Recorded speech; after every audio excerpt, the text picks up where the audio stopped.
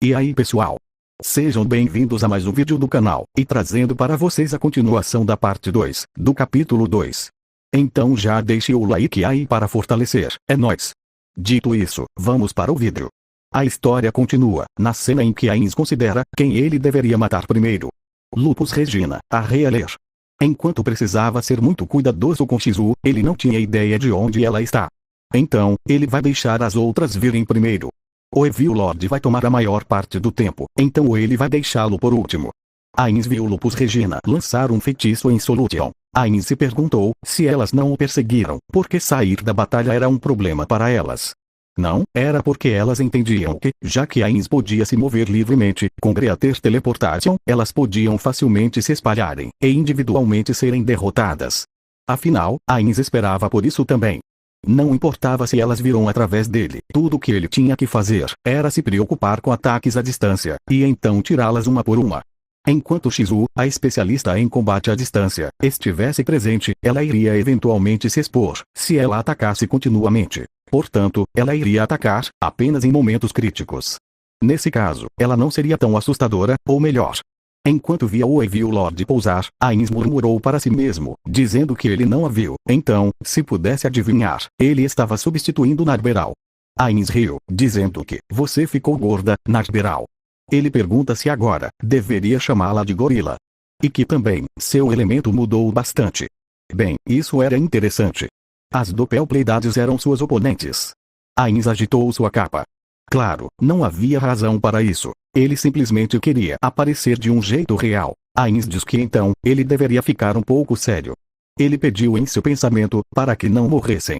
Ainz ativou, Twin Maximize Magic, Re.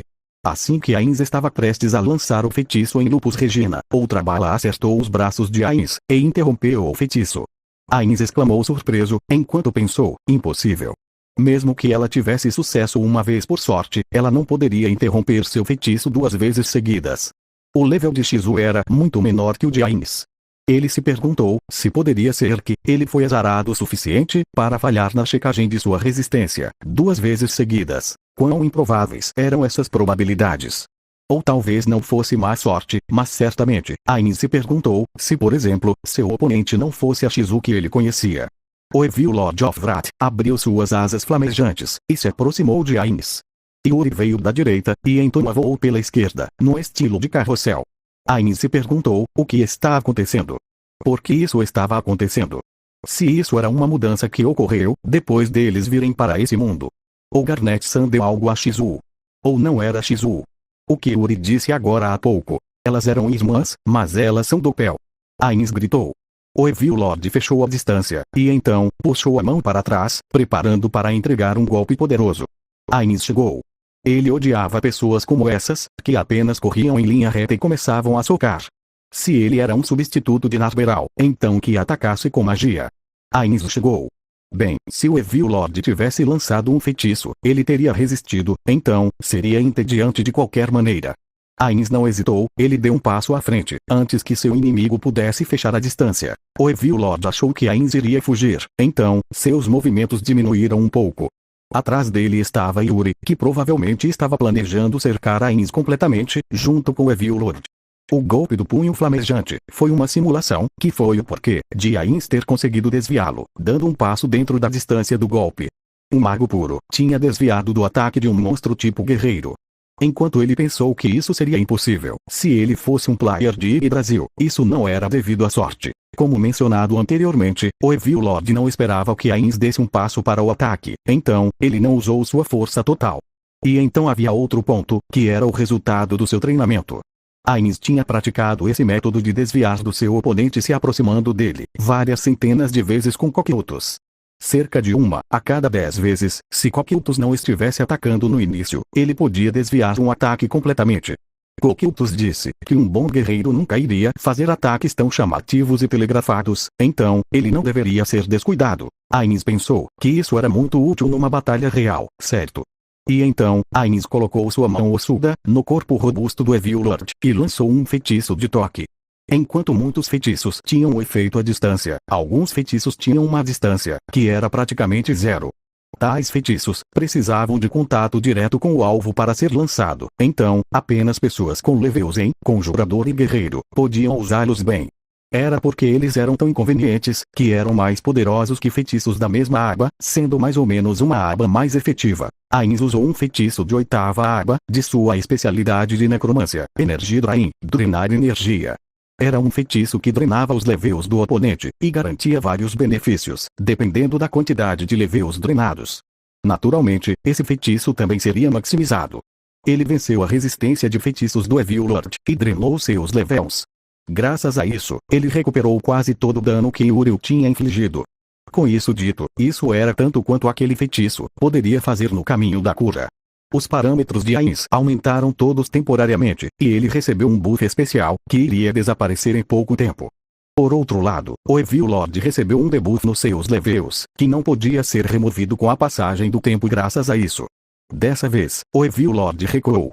Seu rosto irado foi pintado por alguma outra coisa. Seria surpresa, ou admiração? Ainz considerou. Ele queria elogiá-lo, por ter desviado do golpe com sucesso. Com isso dito, ele tinha conseguido isso, porque sua oposição tinha sido muito arrogante.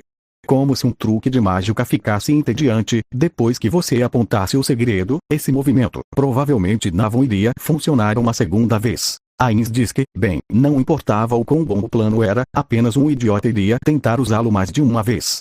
Não está certo, Pleiades, Aureole e Ômega. Esse era o motivo. Ele estava lutando contra 5 Doppelgangers, o Evil Lord, e um NPC level 100. Ainz se perguntou se Albedo estava tentando fazê-lo perder. Ele não pensou que Albedo até usaria ela. Aureole e Ômega era a caçula das Pleiades Seven Sisters. Era uma guardiã de área no 8º andar, e uma NPC level 100, especializada em classes do tipo comandante. Como uma comandante, ela poderia dar ordens que bufavam seus aliados. Shizu poderia ter sido capaz de vencer a diferença de levels graças a isso. Enquanto ele não tinha ideia de qual habilidade especial Aureole tinha usado, se olhasse para as funções do grupo, como atacante físico, atacante mágico, healer e assim por diante, então ela seria uma wildcard. Uma polivalente. Não seria estranho que ela conseguisse fazer qualquer coisa. Ainz se perguntou o que exatamente Punito Moi-san poderia fazer. Ainz nunca foi de bater de frente com seus adversários durante um PVP, então, ele tinha pouca experiência em lidar com oponentes do tipo comandante. Ela não poderia sair do 8º andar e vir aqui sem a sua permissão. Isso significava que ela devia ter bufado os Doppelgangers antes deles virem aqui. Isso significaria que ela não bufou eles cuidadosamente. Ou talvez, Ainz se perguntou se haveria um Doppelganger da Aureole aqui. Não havia tempo para pensar em coisas sem sentido. Apenas uma coisa importava. Elas poderiam completamente desligar o lançamento de feitiços de Ainz, mas poderiam manter isso para sempre. Ainz considerou. Haviam 2 tipos de habilidades especiais em Yggdrasil. Um tipo tinha um cooldown depois de usar. A outra tinha usos limitados durante um certo período. Também haviam combinações dessas duas. No geral, quanto mais poderosa a habilidade, maior é o cooldown, ou poucas vezes poderia ser usada. O as na manga de Ainz, The Goal of All Life is Death, o objetivo de toda a vida é a morte, que só poderia ser usado uma vez a cada 100 horas, era uma habilidade assim. Nesse caso, ele se perguntou de que tipo era a habilidade de Shizu para interromper o lançamento de feitiços de Ainz. Esse movimento agora era muito conveniente, mas não parecia ter um tempo de cooldown alto. O que significava que seria do tipo de uso limitado. Todavia, ele não podia dizer quanto demoraria para ela recuperar todos seus usos. Tudo o que ele podia fazer era esperar que ela não iria recuperá-los durante o curso desta batalha, depois deles serem todos gastos. Embora ele pensasse que deveria salvar seus feitiços de 10ª aba para quando eles forem gastos. Ainz rapidamente verificou as posições das Pleiades e do Evil Lord. O Evil Lord estava na frente dele. Yuri estava atrás dele, e se preparava para dar um forte golpe. Enquanto seus ataques melhorados pelo Ki podiam até amassar aço, eles eram um obstáculo pequeno, em face dos levels de Ainz. Depois de reconfirmar que o Evil Lord iria ser uma ameaça no futuro, ele virou sua atenção para as outras.